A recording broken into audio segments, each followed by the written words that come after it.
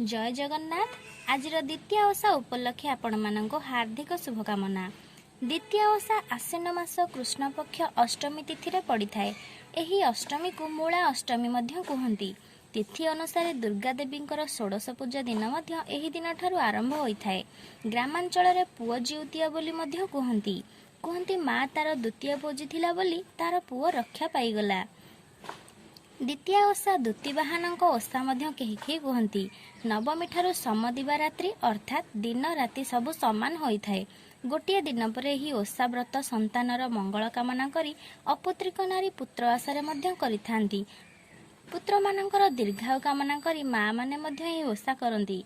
माँ माने पुत्रर चंद्ररिष्ट खंडन लागि मध्य ओषा करिथांती। एहा सूर्य नारायणଙ୍କର आउ एक अन्य रूप अटे, जहाको कहती दूती बाहान बा द्वितीय ओषा। दूती माने अथवा सधवा नारी माने एही पूजा करुथिबारु तार नाम द्वितीय ओषा बोली मध्य कुहाଯାଏ। एही दिन व्रतकारी माने एक बार करिथांती। नदी किंबा पुष्करिणी रे स्नान समय तुठरे शियाल किंबा चिलर चित्र करी बाली रे अपमारंग काठी 2 खंड अर्पण करी फूल धूप दीप नैवेद्य आदि अर्पण करी गंगा माता दूती बाहान एवं सूर्यदेव समस्त को प्रणाम करी घर को फेरती।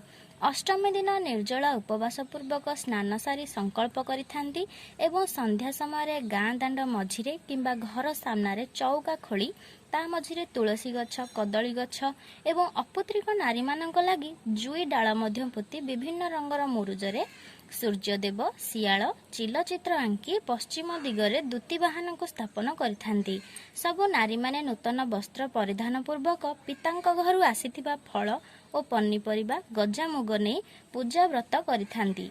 गोटा गुआ एवं 84टी कौड़ी स्थापन करी दूती बाहान ओषा कथा पाठ करा जाइथाए। एहीपरि पूजा विधि संपन्न होइथाए। ता पर दिन पूजारे लागिथिबा पनीपरिबा को व्यवहार करी सुस्वादु व्यंजन मध्य प्रस्तुत करा जाइथाए, जहाको घंट तरकारी मध्य कुहाଯାଏ। सेथिपई एही ओषार अन्य नाम घांट पर्व मध्य कहती। एहा थिला द्वितीय ओषार तात्पर्य और दूती बाहानक महात्म्य। आशा करुछि आपण मानक भिडियोटी बहुत भलो लागिथिबो।